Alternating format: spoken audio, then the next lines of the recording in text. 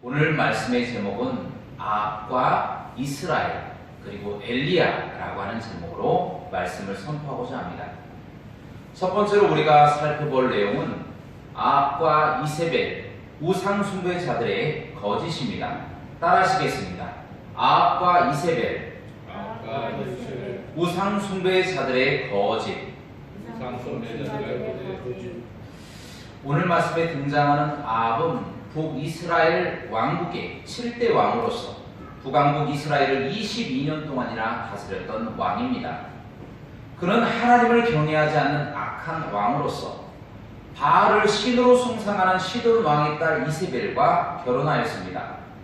그의 아내 이세벨은 결혼할 때 바알과 아세라를 데려왔는데 아합은 이세벨의 말에 현혹되어서 바알과 아세라를 예배하고 국가의 종교로 만들어서 적극적으로 장려하고 반대로 하나님의 선지자와 주의 종들을 닥치는 대로 잔혹하게 살해하였습니다. 그들의 행위에 대해서 성경은 이렇게 말합니다. 열왕기상 21장 25절입니다. 예로부터 아합과 같이 그 자신을 팔아 여호와 앞에서 악을 행한 자가 없음은 그를 그의 아내 이세벨이 충동하였습니다. 성경은 이전의 모든 사람들과 전에 있었던 모든 왕들보다 그 악함이 전무후무하였다라고 밝히고 있습니다. 하나님은 그 죄에 대한 대가로 이스라엘 땅에 3년 6개월 동안이나 비를 주지 않으셨습니다. 한 달만 비가 와도 온통 난리인데 3년 6개월 동안이나 비가 오지 않았다고 생각해 보시기 바랍니다. 지면의 모든 나무와 풀이 말라 비틀어져 버립니다. 모든 시내와 우물도 말랐고 간간히 큰 강이나 호수에만 물이 있었을 것입니다. 그마저도 찾기가 힘들어서 이제는 정말 바닷물을 먹고 죽어야 할 판이었습니다. 그제서야 아합은 하나님의 유일한 통로인 엘리야를 찾습니다. 왜냐하면 아합의 범죄로 3년 6개월 동안 비가 오지 않을 것이라고 예언한 사람이 바로 엘리야였기 때문이었습니다. 아합은 광야에 서 있는 엘리야를 보고 너 이스라엘을 괴롭게 하는 자야! 소리치며 당장 비를 내리게 하라고 다그치기 시작합니다. 죄를 회개할 생각은 조금도 없고 적반하장격으로 엘리야에게 죄를 뒤집어 씌우는 것입니다. 이것이 우상 숭배자들의 특징입니다. 거짓말을 너무나 잘합니다. 회개할 줄도 모릅니다. 죄를 다른 사람들에게 뒤집어 씌웁니다. 방자하고 교만하여 아나무인격으로 다른 사람을 하대합니다. 그러자 엘리야가 아합에게 이렇게 말합니다. 이스라엘을 괴롭게 하는 자는 너와 너희 아버지다. 너희가 하나님을 버리고 우상을 숭배하고 백성으로 하여금 우상 숭배하였기 때문에 가뭄이 찾아온 것이다. 이것이 팩트죠. 이것이 진실입니다. 범죄한 자들 때문에 재앙이 찾아온 것입니다. 그런데도 우상 숭배자들은 늘 진실을 오도하고 거짓을 숭상합니다. 세상이나 엘리야에게 가뭄의 죄를 덮어 씌우다니요. 요한복음 8장 44절 말씀처럼 그들은 마귀가 거짓의 압이기 때문에 거짓을 숭상하는 자들이었습니다. 거짓을 숭상하는 우상 숭배자들이었기 때문에 거짓말을 할 수밖에 없다는 것입니다. 그러므로 우리는 그들의 연막 작전에 결코 속지 않도록 주의해야 될 줄로 믿습니다. 그리고 이제 엘리야는 아합에게 당당하게 제안합니다. 갈멜산으로 가서 바알 숭배자 450명과 아세라 숭배자 400명을 데리고 와라. 그리고 각자 송아지 한 마리씩 잡아놓고 불 붙이지 말고 기도해보자. 만약 하늘에서 그 위에 불이 떨어져 그것을 사르면 응답하는 신 그가 바로 하나님이 될 것이다 라고 말했다라는 것입니다. 아합은 그 즉시 바알 숭배자 450명과 아세라 숭배자 400명을 갈멜산으로 불렀습니다. 그들은 제단을 만들고 송아지를 잡아놓고 바알에게 빌기 시작합니다. 바알이여 우리에게 응답하소서, 바알이여 우리에게 응답하소서. 그런데 가짜 신이 응답을 하겠습니까? 아무리 불러도 정오가 지나도록 응답이 없습니다. 그러자 그들은 그들의 방법대로 칼과 창으로 자기 몸을 찌르고 베고 피가 철철 흐르도록 별짓을 다합니다. 전액이 다 되도록 응답이 없자 모여있던 백성들은 하나둘씩 다 흩어져서 사라져버렸습니다. 여러분, 이것이 무엇을 말해줍니까? 가짜는 가짜다라는 겁니다. 가짜는 진짜일 수가 없다라는 겁니다. 아무리 속여도 나중에 다 들통이 납니다.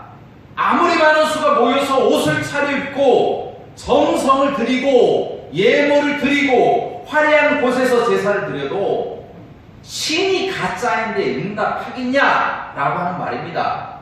아무리 칼과 창으로 자기 몸을 찌르고 베고 별짓 다 한다고 할지라도 가짜는 진짜가 될 수가 없다는 것입니다. 여러분, 이것이 진실입니다. 그런데 안타깝게도 현재 많은 사람들이 바알과 아세라 숭배자들처럼 미신에 빠져 있습니다. 우상 숭배에 빠져 있고 거짓 종교를 믿으며 잘못된 사상이 심취되어 있습니다. 타로 점을 치는 것을 놀이로 알고 합니다. 철학원에 가서 이름을 바꿔야 복을 받는다라고 생각합니다. 결혼할 때는 꼭 궁합을 보고 결혼을 합니다. 이사할 때 손 없는 날을 찾습니다. 집 살 때 무당을 찾아가고 귀신을 믿으며 기적을 숭상하고 지식을 하나님보다 더 크게 여기며 살아갑니다. 또한 신천지 이단에서는 이만희를 보혜사로 여기고 맹목적으로 추정합니다. 하나님의 교회에서는 안상홍을 하나님으로 여기고 그 안에 장길자 씨를 하나님의 어머니로 추종하고 여기고 있습니다.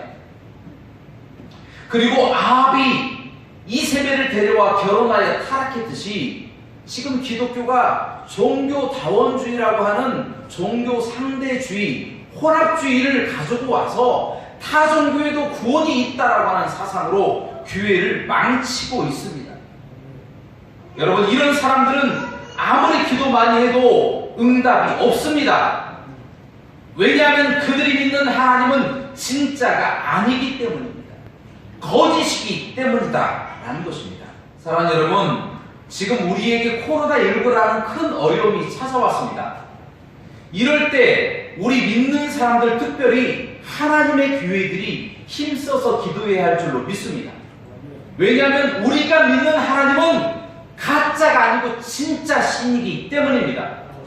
그리고 신실하시기에 반드시 우리에게 응답하실 줄로 믿습니다.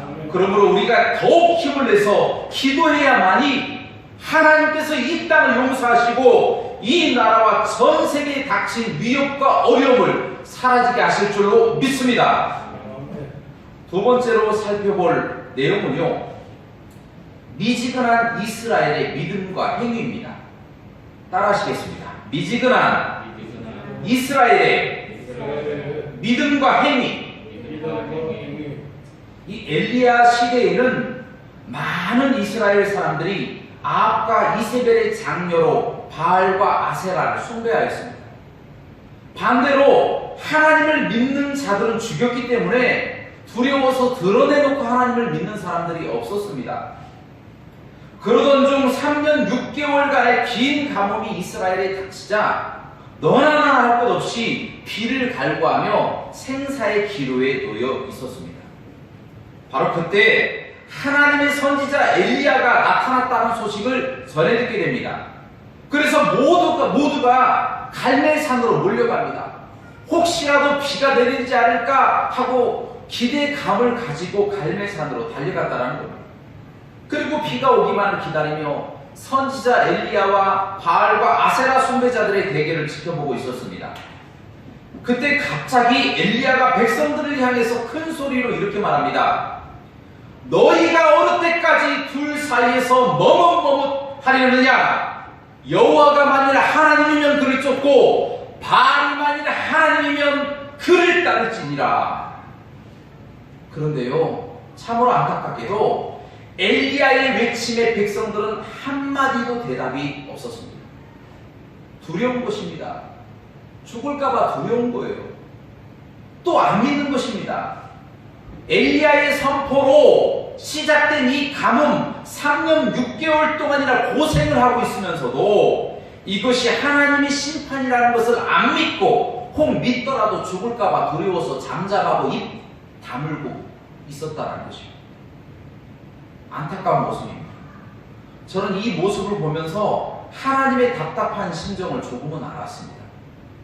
애굽에서 430년 동안이나 노예 생활하던 이스라엘을 기껏 불러서 이스라엘을 나라를 만들어줬더니 하나님을 헌신짝 버리듯 버려버리고 바알을 자신들의 하나님이라고 부르고 있으며 지금 벌을 받아서 고난을 당하고 있으면서도 얼른 회개하지 못하고 하나님과 바알 사이에서 주저하고 망설이고 있는 이 이스라엘 사람들의 이 유약함, 이 연약함, 바로 이 모습에서는 놀랄 수밖에 없었다는 거죠.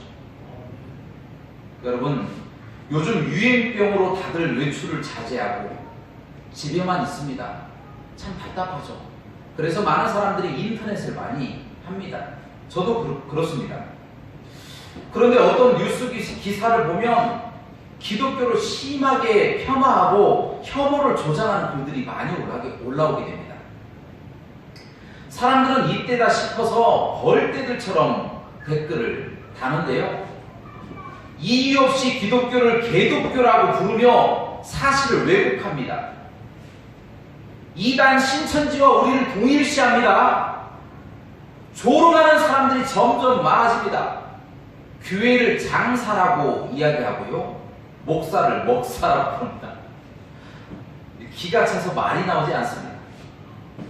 막말을 서슴지 않습니다. 개독교, 먹사, 교회를 장사 속, 사이비 집단, 온갖 조롱의 말로 우리를 비난합니다. 그런데 더 큰 문제는요, 일부 기독교인들이 합세해서 기독교 교회, 목사, 전도, 선교, 동성애 반대, 공산주의 반대 등 기독교가 꼭 주장해야 하는 것을 주장한다고 비난하며 욕하는 사람들이 많습니다. 여러분, 그 중에 자칭 기독교인이라고 하는 김용민이라고 하는 사람이 있습니다. 이 사람은 목사가 설교 중에 정치 이야기를 했다고 12명이나 목사를 고소한 사람입니다. 이 사람 참 뭘 잘 모르고 사는 사람 같습니다. 본래 설교 중에 정치 이야기를 하는 것은 외국에서도 굉장히 흔한 일입니다. 목사가 자신의 정치색을 드러낸다고, 자신과 정치색이 다르다고 어느 누구도 그런 목사를 비난하는 사람이 없습니다. 민주주의 국가에서는 본래 그렇습니다. 모두가 언론의 자유를 인정하고 있기 때문에 설사 설교 중이라도 정치 이야기를 하는 것은 아무런 죄에 저촉이 되지 않습니다. 그런데 어리석게도 이런 사람의 의견에 동조하여서 많은 기독교인들도 합세해서 정치 이야기한다고 목사들을 비난하고 있습니다. 잘 모르는 사람들이 스스로 교회에 침을 뱉고 예수님의 얼굴에 침을 뱉고 있다는 것입니다. 여러분, 더 안타까운 사실은 믿는 사람들이 정의로운 일에 참여하는 것을 두려워한다는 것입니다. 때로는 그 일로 자신이 피해를 입을까봐 극도로 두려워합니다. 그래서 옳은 것을 옳다고 말하지 않습니다. 그른 것을 그르다라고 말하는 사람이 없습니다. 엘리야는 오늘 이스라엘의 미지근한 태도를 보고 너희가 어느 때까지 머뭇머뭇하려느냐 라고 선포하고 있습니다. 오늘 똑같습니다. 똑같은 상황에서 우리도 주저할 것이 아니라 그들에게 당당히 옳고 그른 것을 가르쳐줘야 될 줄로 믿습니다. 좀 더 구체적으로 말씀드립니다. 그와 같은 일에 한 가지 제안을 하려고 하는데요. 여러분, 인터넷 기사 중 기독교에 대해서 적대적인 사람들의 글이 나오잖아요. 그리고 함부로 기독교를 욕하고 이유 없이 비난하고 혐오의 글을 올리는 사람들이 있습니다. 그러면 여러분들은요, 사실을 왜곡하거나 개독교라고 이야기하면서 개신교를 혐오하고 또 비속어를 쓰고 이유 없이 욕할 때는 바로 댓글을 신고하시기 바랍니다. 바로 댓글을 신고하시기 바랍니다. 어떻게 해요? 인터넷에 보시면 혐오나 도배, 차별, 오도, 모욕 등 이와 같은 글이 있으면 바로 오른쪽 부분에 클릭을 딱 해보면 신고하는 부분이 나옵니다. 그러면 클릭해서 혐오, 도배, 차별, 오도, 모욕 클릭만 하면 그 글이 몇 분도 채 되지 않아서 지워집니다. 한번 해보시기 바랍니다. 아주 쉽습니다. 여러분, 기독교를 적극적으로 해명하시기 바랍니다. 왜 하나님의 이름을 욕하는데 가만히 계십니까? 왜 하나님의 이름을 비난하고 교회를 욕하는데 왜 가만히 계십니까? 하나님의 이름을 욕하는 것이 즐거우십니까? 그것이 당연한 것입니까? 우리는요, 우리의 할 일을 해야 될 줄로 믿습니다. 적극적으로 클릭하세요. 신고하세요. 잘못되었다. 몇 번도 채 되지 않아서 그 댓글이 사라집니다. 기독교에 대해서 잘못 이야기하는 것들 다 사라집니다. 그런데 이 쉬운 것을 하지 않으려고 하는 것, 주저하고 망설이는 겁니다. 자, 이제 두 번째 제안을 하도록 하겠습니다. 두 번째 제안은요, 비난하는 그들을 위해서 기도하십시오. 여러분, 그렇게 함부로 만만하는 사람들은요, 하나님의 진노가 그들을 위해 내릴 수도 있습니다. 그러므로 우리는 그와 같은 일이 발생하지 않도록 미연에 방지해야 합니다. 그들을 위해서 기도해줘야 된다는 겁니다. 그들을 위해 하나님의 분노가 쏟아지지 않도록 그들이 회개할 수 있도록 기도해야 된다는 것입니다. 이처럼 우리는 적극적이고 영적인 방법으로 잘못하는 모든 이들에게 용기를 가지고 잘못을 일깨워주는 삶을 살아가시기를 주님의 이름으로 축원합니다. 마지막으로 살펴볼 내용은요, 엘리야의 믿음과 태도입니다. 따라하시겠습니다. 엘리야의 믿음과 태도. 사렙다 과부의 집에 잠깐 숨어있던 엘리야는 하나님의 명령대로 아합을 찾아갑니다. 그리고 그에게 대결을 신청하죠. 바알과 아세라 숭배자 850명과 대결하겠다, 그렇게 제안을 합니다. 여러분, 850대 1이라 이거 참 통이 큰 사람입니다. 이 대결은 2대 1로 싸워도 이기기가 힘들어요.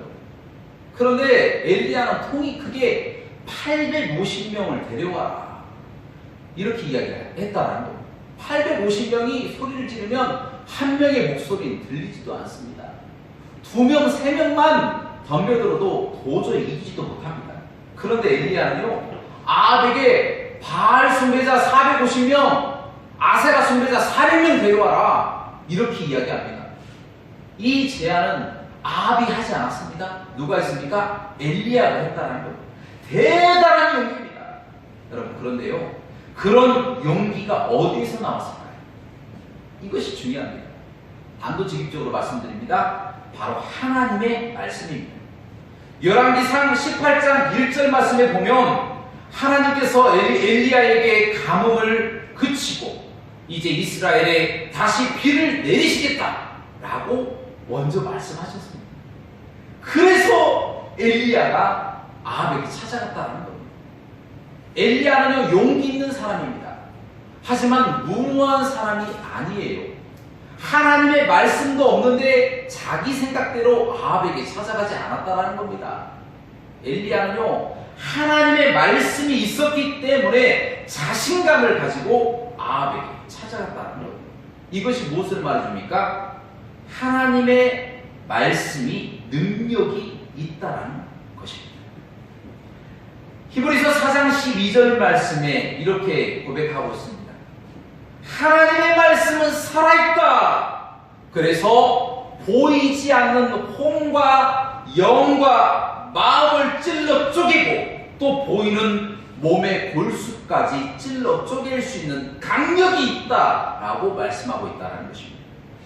여러분, 그 말씀을 믿는 자가 그 능력을 사용합니다.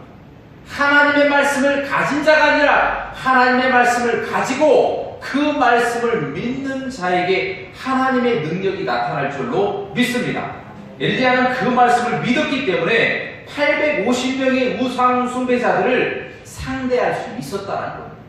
850명의 우상 숭배자들을 상대할 수 있었다는 것입니다. 또한 믿음에는 행할 수 있는 용기가 필요합니다. 바알과 아세라의 우상 숭배자들이 자기 몸을 찌르고 자르고 피가 철철 흘리도록 별짓을 다해도 저녁이 지나가도록 아무런 응답이 없게 되자 엘리야가 이제 그만 좀 해라. 이거 다 대결이 끝나게 생겼다. 이제 내가 한번 해보겠다. 라고 하면서 엘리야가 큰 소리로 이스라엘 사람들을 부릅니다. 이스라엘 사람들아, 다 모여라! 하고 이스라엘 사람들을 다 불러 모읍니다. 그리고 모인 사람들 앞에서 먼저 무너져버렸던, 아합이 무너뜨려버렸던 여호와 하나님의 제단을 다시 수축합니다. 12명의 아들 12지파의 이름이 새겨진 돌들을 밑에다가 세우고 그 다음 그 주위를 곡식 2가마 정도 들어갈 큰 도랑을 팝니다. 그리고 그 한가운데 나무를 벌려놓고 그 위에 송아지를 각을 떠서 올리고 물을 가득 담은 물통 4개로 3번이나 연거푸 그 위에 붓게 하였습니다. 그리고 하늘을 향하여 기도하며 외칩니다. 여호와여 내게 응답하소서. 여호와여 내게 응답하소서. 저들이 여호와가 하나님인 것과 저들로 하여금 회개시키는 이임을 알게 하옵소서. 여러분, 그 말이 떨어지자마자 하늘에서 불이 떨어져서 송아지뿐 아니라 나무와 돌과 흙과 도랑의 물까지 다 핥아 버렸다는 것입니다. 하나님이 불로 응답하신 것입니다. 그렇습니다. 이처럼 믿음이 있어도 용기 있는 행함이 따라야만이 하나님의 능력이 나타날 줄로 믿습니다. 하나님의 능력과 하나님의 말씀은요, 하나님을 믿는 자에게 나타나고요, 하나님의 말씀이 있는 사람은 용기 있는 행함을 통하여 그 삶이, 그 능력이 나타나게 되어진다는 겁니다. 여러분, 어떻게 불이 안 떨어지면 어떻게 하겠습니까? 혹 떨어지더라도 물이 너무 많이 적셔 있어서 불이 타지 않으면 어떻게 합니까? 그런데 그 위에 물을 12번이나 부어버리는 거예요. 12통이나 갖다 부어버리는 겁니다. 왜 그렇습니까? 분명히 이 위에 어마어마한 불이 떨어질 것이라고 알고 있었기 때문이었다는 겁니다. 엘리야는 그런 흔들림 없이 용기 있게 실천해 나갑니다. 어느 누가 뭐라고 할지라도 엘리야는 담대하게 자신의 할 일을 감당하였다는 겁니다. 결국 엘리야를 통하여 아합과 우상 숭배자들, 이스라엘 백성들 앞에서 하나님은 불로 그 제단에 위에 송아지와 나무와 돌과 흙과 도랑의 물까지 다 핥아버려서, 그래서 하나님이 살아계신다라는 것을 만천하에 드러나게 되었다는 것입니다. 사랑하는 여러분, 우리도 하나님의 말씀을 믿어야 될 줄로 믿습니다. 그리고 용기 있게 하나님의 말씀을 가지고 나아가시기를 주님의 이름으로 축원합니다. 사랑하는 여러분, 어찌 보면 우리는 엘리야보다 더 큰 능력을 받은 사람들입니다. 그리고 아합 시대보다 더 타락한 현재를 살아가는 우리 시대의 엘리야인 것 같습니다. 왜 그렇습니까? 우리 속에 예수 그리스도께서 살아 계시기 때문인 줄로 믿습니다. 마가복음 11장 22절에서 24절 말씀에서 이렇게 우리에게 예수님은 말씀하십니다. 하나님을 믿으라. 내가 진실로 너희에게 이르노니 누구든지 이 산더러 들리어 바다에 던지우라 하면 그 말하는 것이 이룰 줄 믿고 마음에 의심치 않으면 그대로 되리라. 할렐루야. 예수 그리스도를 믿는 자들 속에 예수님이 계시기 때문에 엘리야 시대에 하늘에서 불이 떨어뜨리게 하신 그 하나님의 능력, 그 능력이 우리와 함께 계신다. 그래서 우리 또한 이 산더러 들려서 바다에 던지우라 하면 스스로 그렇게 되는 능력이 나타나게 되어진다라는 것입니다. 사랑하는 여러분, 우리는 살을 옮길 만한 믿음을 소유한 사람인 줄로 믿습니다. 지금 현재 코로나19라고 하는 이 바이러스가 이 나라와 온 세계에 다 퍼져 있습니다. 우리가 이와 같은 어려움을 어떻게 극복합니까? 우리의 힘과 우리의 능력으로 안 됩니다. 이것을 어떻게 막습니까? 공기 중에 비말로 모든 바이러스로 퍼져나가는 이것을 막을 능력이 없습니다.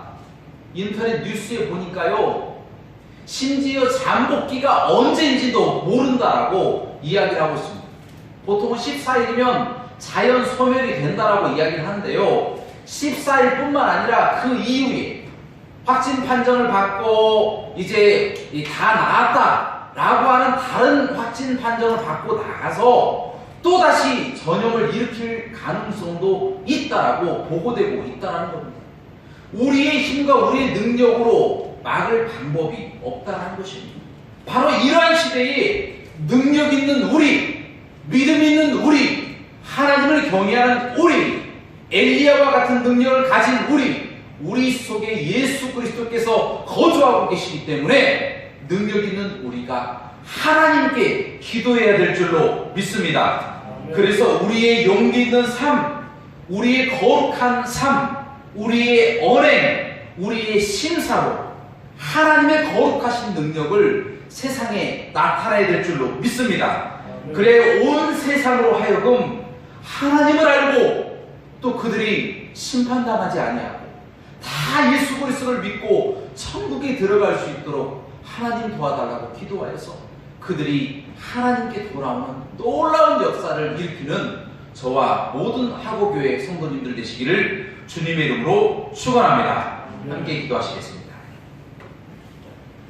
사랑과 은혜가 풍성하시고 자비로우신 하나님 아버지, 저희에게 큰 축복과 은혜를 허락하셔서 오늘도 주님의 전에 나와 예배하게 하심을 감사드리옵나이다. 하나님, 현재도 이 코로나 바이러스로 인해서 하나님 전 세계가 출렁이고 있고 사망자가 정말 넘쳐나고 있습니다.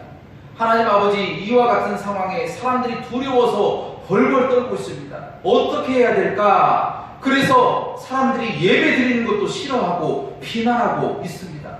하나님 아버지시여, 그 사람들 자신들을 위해서 우리가 얼마나 기도를 열심히 한다는 것을 깨달을 수 있도록 주님 인도하여 주시옵소서. 하나님, 이 병이 물러나가기에 얼마나 우리가 열심히 기도하고 있다는 것을 그들이 깨닫고 변화될 수 있도록 아버지 인도하여 주시옵소서. 가짜 신에게는 능력이 나타나지 않습니다. 불신자들에게는 능력이 나타나지 않습니다. 예수 그리스도를 믿는 사람들에게 능력이 나타나는 줄로 믿습니다. 그러므로 우리가 하나님 앞에 기도할 때에 하나님께서 하늘에서 엘리야 시대에 불로 역사하셨던 것처럼 저희에게도 하나님 이 바이러스가 불처럼 다 소멸되어 없어지는 역사가 나타날 수 있도록 인도하여 주옵소서. 모든 영광 하나님께 돌리기를 원하며 예수 그리스도 이름으로 간절히 기도합니다. 아멘.